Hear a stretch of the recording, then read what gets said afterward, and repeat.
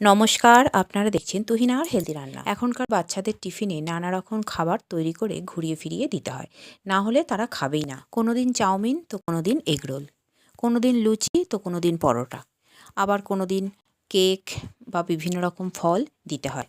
আর আমরা যখন ছোটো ছিলাম তখন টিফিনে নিয়ে যেতাম মুড়ি চানাচুর, মুড়ি ঝুরি ভাজা অথবা মুড়ি আলু ভাজা। এইগুলোই ঘুরিয়ে ফিরিয়ে আমার মা টিফিনে দিত। শুধু আমি নয়, প্রত্যেকের টিফিন বক্সেই মুড়ি থাকতো, আর আমরা টিফিনে সবাই মিলে আনন্দ করে সেইগুলো খেতাম। আর এখনকার বাচ্চারা মুড়ি খেতেই চায় না।